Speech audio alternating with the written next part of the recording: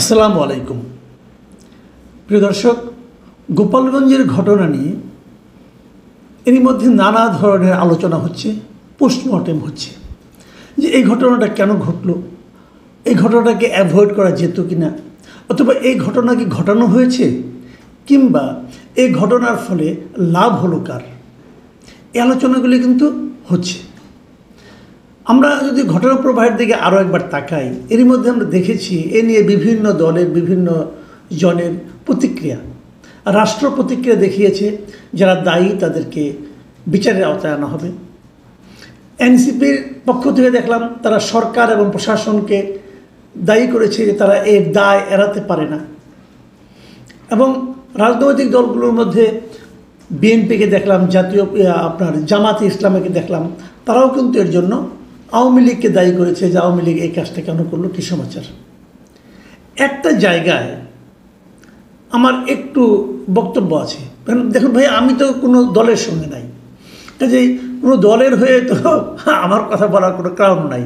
আমি পাবলিকের সঙ্গে ভাই, আমি নিজেও একজন পাবলিক।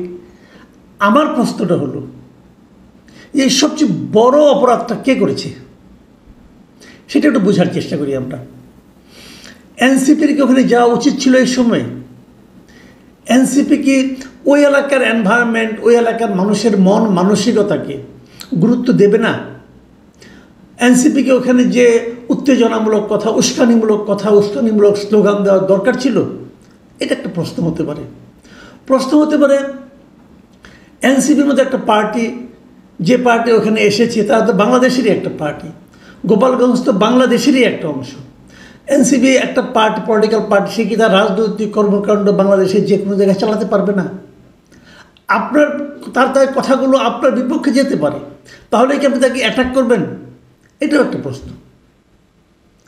তৃতীয় যে প্রশ্নটাকে আমি সবচেয়ে বেশি গুরুত্ব দিতে চাই, সেই প্রশ্নটা হলো, ওখানে একটা হামলা হয়েছে, বিশৃঙ্খলা হয়েছে, পরস্পরকে ধাওয়া পাল্টা ধাওয়া হয়েছে, সবই হয়েছে। পুলিশ, আর্মি তারা ছিলেন, ভাই গুলি করতে হবে? মানুষকে আপনি মেরে ফেলবেন পাখির মতো? কি এমন ঘটনা ঘটেছিল যে গুলি না করলে হতো না?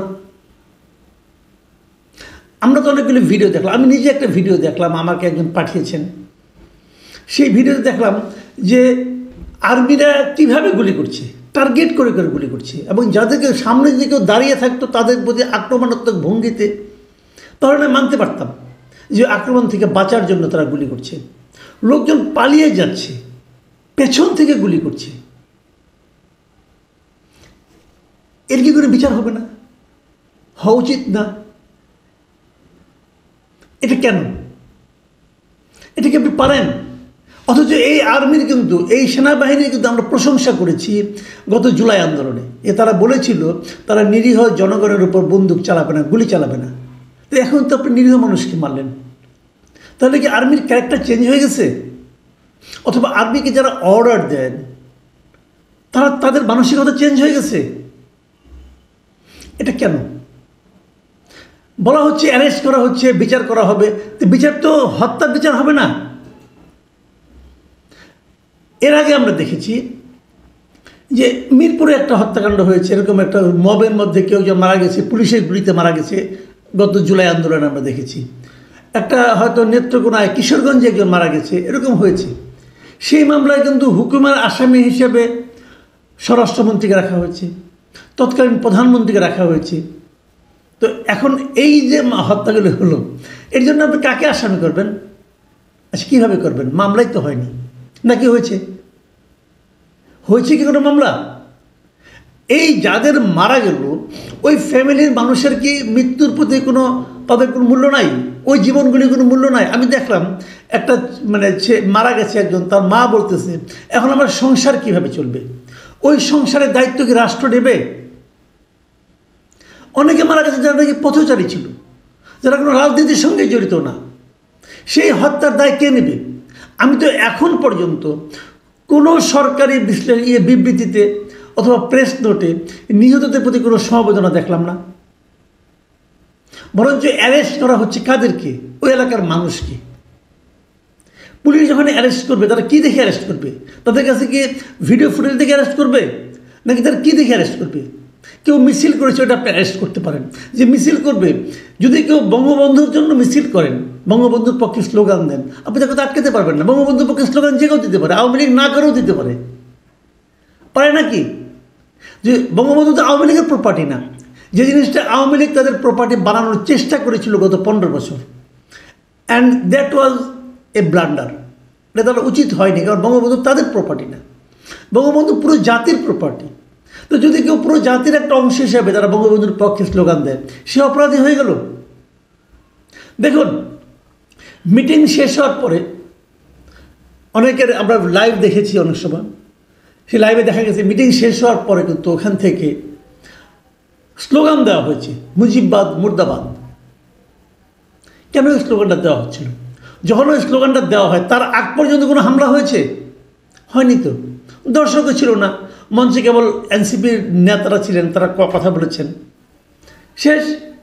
তারপরে যখন মুজিববাদ মুর্দাবাদ স্লোগান দেওয়া হতে থাকে একের পরে, তখন তো এটা ওয়ান কাইন্ড অফ ইনভাইটেশন, যে তোমার এলাকায় এসে আমি তোমার নেতার বিরুদ্ধে স্লোগান দেব, তুমি কেন আমাকে মারছো না? এটা ওয়ান কাইন্ড অফ ইনভাইটেশন। এবং ঘটনাগুলো কিন্তু সেভাবে ঘটেছে। তো এই যে বিষয়গুলো, এই বিষয়গুলো কি বিবেচনায় নেওয়া হবে, অথবা বিবেচনায় কি নেওয়া উচিত নয়? দেখুন, আমি এর মধ্যে যতগুলি বিবৃতি পড়েছি, পলিটিক্যাল অথবা নন পলিটিক্যাল, একটা মাত্র বিবৃতি যেটা আমাকে টাচ করেছে, এই বিবৃতিটা দিয়েছেন কয়েকজন ইউনিভার্সিটি শিক্ষক এবং বুদ্ধিজীবী এবং সুশীল সমাজের লোক। এই আনু মোহাম্মদ, সামিনা লুৎফা, ওনাদেরই সংগঠন, নাম হলো গণতান্ত্রিক অধিকার কমিটি। তারা কি বলেছিলেন শুনেন। এদের কথাটা আমার পছন্দ হয়েছে বলে আমি এটা আপনাদেরকে একটু পড়ে শোনাচ্ছি। তারা লিখেছেন যে গত বছর 16 জুলাই যেটা হয়েছিল সেটা উল্লেখ করে, যে রংপুরে বেগম রোকেয়া বিশ্ববিদ্যালয়ের আবু সাইজিদের মারা গেল ঠিক 1 বছর পর গতকাল আবারও একই চিত্রের মুখোমুখি হতে হয়েছে গোপালগঞ্জে। এই ঘটনার পর রাষ্ট্রের আচরণ গভীর উদ্বেগ তৈরি করেছে। তারা কিন্তু রাষ্ট্রের আচরণকে ভালো বলছেন না, প্রশংসা করছেন না, কিন্তু করা তো উচিত ছিল, কারণ এই রাষ্ট্র তো আগের স্বৈরাচারী সরকারের রাষ্ট্র নয়।